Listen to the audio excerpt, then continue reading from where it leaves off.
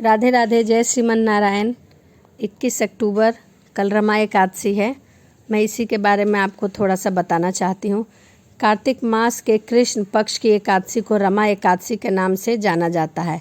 इस दिन भगवान विष्णु की पूजा एवं व्रत रखने का विधान है। हमारे हिंदू धर्म में एकादशी का विशेष महत्व है। यह दीपावली से पड़ने वाला एकादशी है। इस दिन पूजा विधि विधान से की जाती है, जिससे धन दौलत की कृपा होती है। यह एकादशी 21 अक्टूबर शुक्रवार को है। शुक्रवार को होने की वजह से इस एकादशी का और भी महत्व बढ़ गया है, क्योंकि इस दिन विष्णु जी के साथ माँ लक्ष्मी की भी पूजा होती है। तो चलिए अब मैं आपको रमा एकादशी की कथा वृत्तांत में सुनाती हूँ।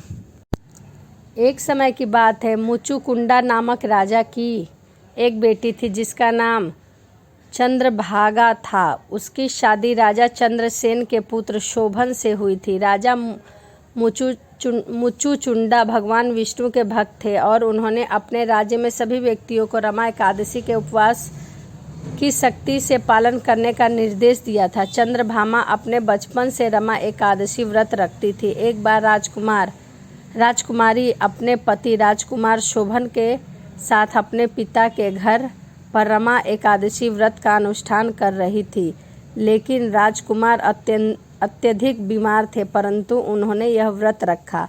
लेकिन अधिक कमजोरी होने के कारण राजकुमार यह झेल नहीं पाए और उनकी मृत्यु हो गई। लेकिन रमा एकादशी के उपवास को करने से प्राप्त गुणों के कारण राजकुमार को स्वर्ग में जगह मिल गई और उन्होंने एक अदृश्य साम्राज्य स्थापित किया।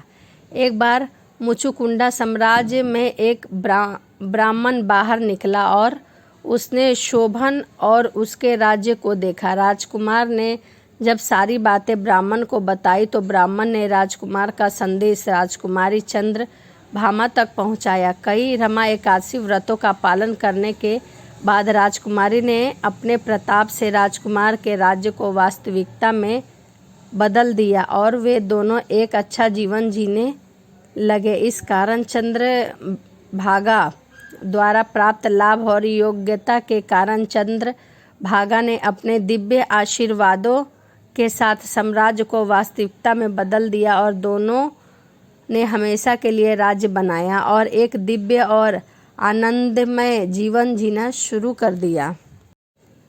एक अन्य कथा के अनुसार प्राचीन काल में विंध्य पर्वत पर क्रोधन नामक एक महाक्रूर बहेलिया रहता था। उसने अपनी सारी जिंदगी हिंसा, लूटपाट, मद्यपान और झूठे भाषणों में व्यतीत कर दिया। जब उसके जीवन का अंतिम समय आया तब यमराज ने अपने दूतों को क्रोधन को लाने की आज्ञा दी। यमदूतों ने उसे बता दिया कि कल तेरा अंतिम दिन है। मृत्यु भय से भयभीत वह बहेलिया महर्षि अंगिरा की शरण में उनके आश्रम पहुंचा। महर्षि ने दया दिखाकर उससे रमा एकादशी का व्रत करने को कहा। इस प्रकार एकादशी का व्रत पूजन करने से क्रूर बहेलियों को भगवान की कृपा से मोक्ष की प्राप्ति हुई। तो यह थी रमा एकादशी की कथा।